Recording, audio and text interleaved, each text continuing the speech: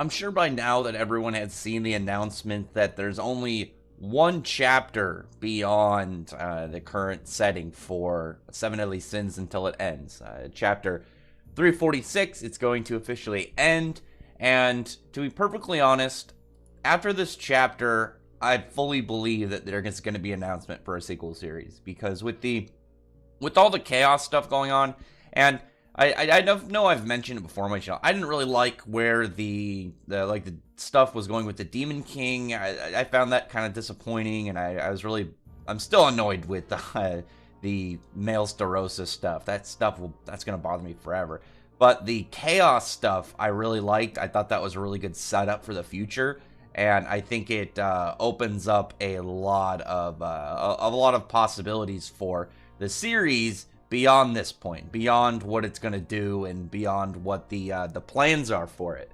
And I think this chapter sets it up in more ways than one. I think most people are probably fixated on the obvious ones, the big stuff. There's a small point that I really want to take note of. But chapter kind of starts out. You have I remember Slater. I don't remember the name for the girl that's with him that kind of looks like Derriere, but they're just talking about they're kind of bored of what's going on. They don't really have anything to do, and we need something more challenging. And obviously, a year, what was it, 18 months after the whole big war, so it's been 2.5 years since the start of the series, and now we're at the end in their time.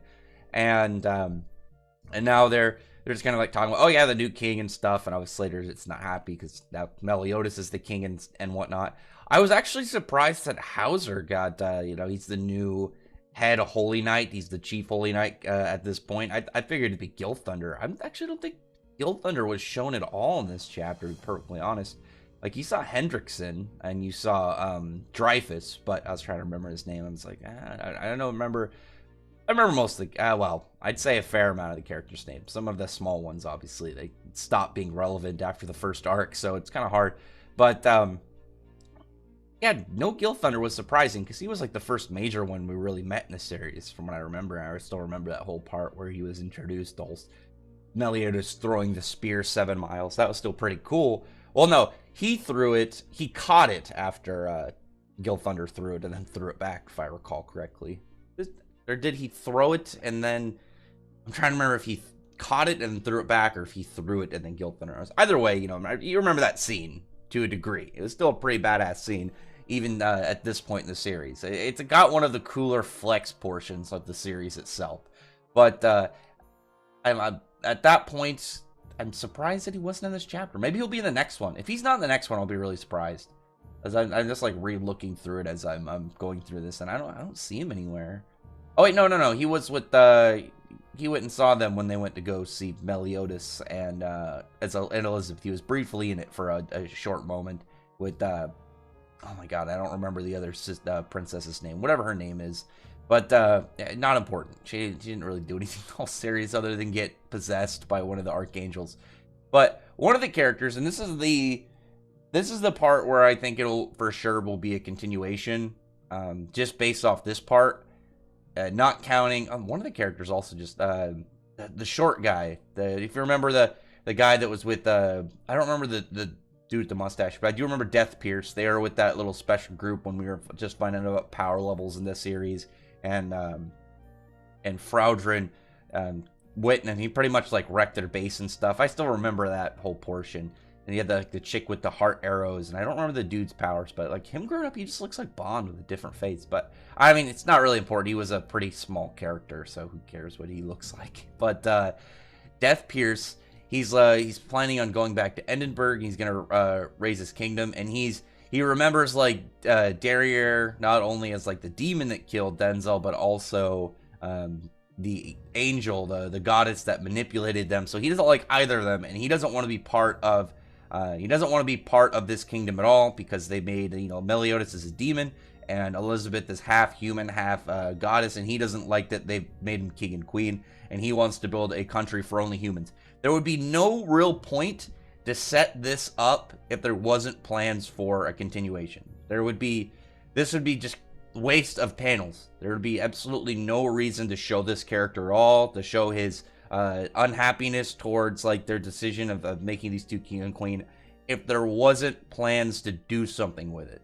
Like the whole part of the end, which is the most thing that obviously you can see in the picture. You got it's weird actually because you got Meliodas and Elizabeth's child, and then Elaine and Bond's child, because it's like, oh, you have for the first time a human and a fairy having a child, and then the first time you have a demon and a goddess having a child. But it's like, what about the fairy and the giant? I'm sure that that's the first time for them too.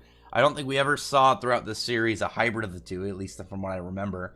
So I don't know. I'm surprised that wasn't noted. Maybe that'll be a character to kind of get like revealed later, and Nakaba just hasn't decided on their role or something. Because the whole Tristan and Lancelot thing is obviously very big in Arthurian lore. Lancelot especially. Lancelot's huge. But that stuff is like, that doesn't need to be a continuation. That could just be like setting up like, oh yeah, cool references, the Easter eggs and whatnot. Hey, cool, they got names for their children. But like that is like that one I would say like that's a possibility. That's I could use this or I couldn't. But the whole part about like him like obviously upset about the humans and the humans having a demon and a goddess as their king and queen, that's got to be set up for the future. And you know, he could be a really cool character to end up being put into like an enemy position, like if he builds his own kingdom and then become a faction in a future arc. That, like I said, will be that'll be really good to kind of like build around, because then you could like, if you read through the series, like read through Seven Deadly Sins, and then you're gonna get to this new one, and it's like this small character, pretty cool design, and a pretty all right like small portion he was in. But it's like, oh, this character who you probably forgot about ends up becoming like a bigger character in the future. That's always neat. That's always a neat thing to do. And like for the most part of the rest of the chapter, it's just kind of like I said, building up the whole part about their children in the future. But then you get like, as well, like I said, that these other guys are, it's like, this is probably the first time that they're breeding as well. But what about Zeldris and Gelda? Like, it's going to be a demon vampire. So like, I'm sure that'll be the first time too. There's a bunch of people out there that are like, I feel like that the whole like, oh, this is the first time a fairy and a human and then a demon and a goddess have bred. I'm like, what about these other guys? These other guys are definitely going to be like making new things, like new species in the world. Because like I said, we barely ever saw the vampires at all. It was mostly in that one like short little guide in for Escanor. So I don't think there was really anything outside of that for vampires. So I don't think there's any hybrids. But the layout for the rest of this, I just want to talk about really quick the potential for a sequel series. And I want to be as positive as I can about it, because overall I like Seven Deadly Sins. The series at the overall portion, if you took the series from start to finish, I did enjoy it. It's not something I regret reading. As I've mentioned before, the parts I didn't like were like the second half of the third arc. But that's obviously where I was doing my channel, and so like before that, if I started my channel back when Seven Deadly Sins first started, my reviews would be very positive. It'd be mostly positive. It's just that the time that I was actually started to do my videos on my channel, it was at a portion of Seven Deadly Sins I was very unhappy with. I didn't like where the story was, and I didn't like some of the decisions that Nakaba made, but I still like the series overall. And I think, personally, that if the next series, like I assume Tristan is the main character, or Lancelot, either or it's a completely different character from Arthurian lore. Maybe it's Arthur's son, who knows? Either way, any character, I think it could do a lot better, because for the most part, I'd say Seven Deadly Sins' biggest problem were some of the power level spikes. It was stuff like King, just getting a massive boost and then stomping Maelstarossa. Meliodas just kind of like always getting some form of massive boost and destroying his opponents.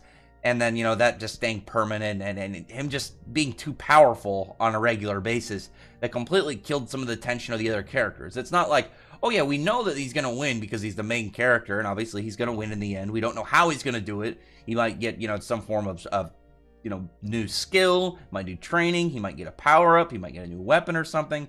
With Meliodas, though, it always just seemed like it was kind of like, they built it up beforehand, but it was like, yeah, it just means that we know he's just gonna murder everybody. Like we know about like when he, oh yeah, he's gonna get a new sword eventually. He's gonna get his own sword and not the broken sword. He's gonna make him more powerful. He's eventually gonna get his emotions back. He's gonna start using his demon powers again. But it was just like, it just made it feel like, yeah, we know it's gonna happen, and we know it's gonna be a complete massacre. So like outside of the flex, it wasn't as fun to watch. Like with Escanor, I think Escanor was managed to do like that predicted flex way better than Meliodas a lot of the time.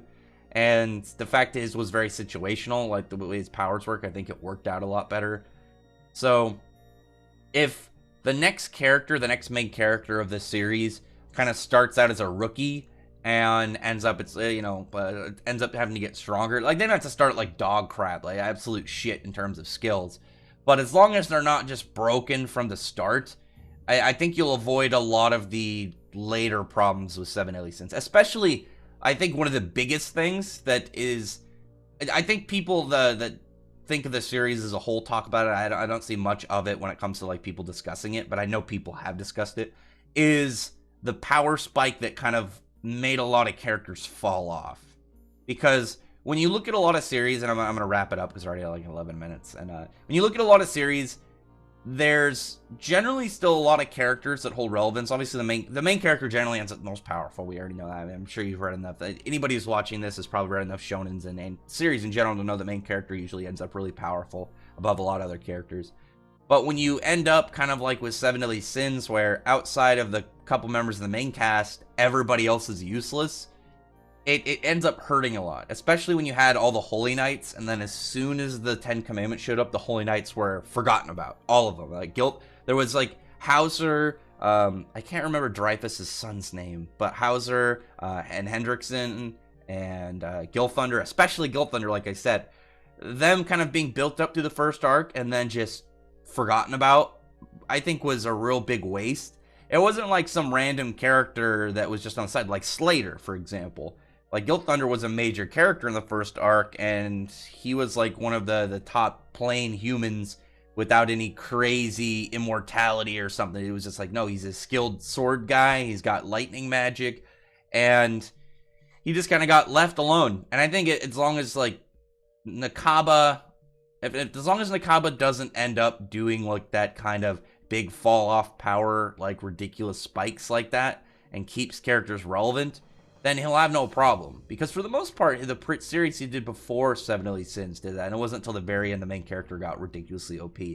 But I don't know, I like Seven Deadly Sins more than what was it, Kongo Bancho, but definitely Kongo Bancho had it had better pacing near the end in terms of like the character. So not in terms of like the writing. I think the writing Seven Deadly Sins is overall better, but some of the pacing, the tone, and the feeling of those previous series, I think, had better than some of the ending ones.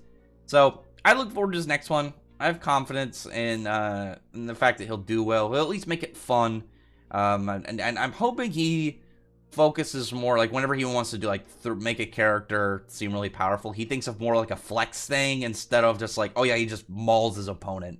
Because then when it comes down to it, it's like, well then, what are we going to do with this next guy? Is this going to happen again? I'm alright with the characters getting like a power up and stuff, but not to where it just kind of like makes the other character relevant and then we forget about everyone else. It's like, come on, man.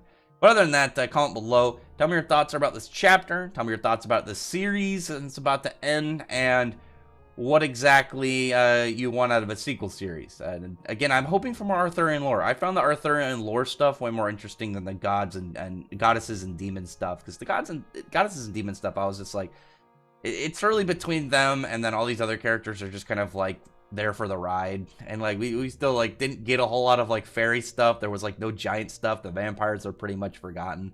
The humans were almost irrelevant. It was mostly just Meliodas and like the goddess clan, and it just kind of, I don't know, it kind of fell flat in some areas. But overall, I liked it. I like the chaos stuff. I like the Arthurian lore. Looking forward to what's to come next. I'm expecting a sequel series. I could be wrong. It's just what I believe after reading this chapter for sure. I think we're gonna get one though, but yeah, I could be wrong on this one. Anyway, thumbs up the video, from the like button, subscribe button, and check out my other videos. But other than that, I appreciate everyone who's already subscribed. I thank you all for listening. Bye.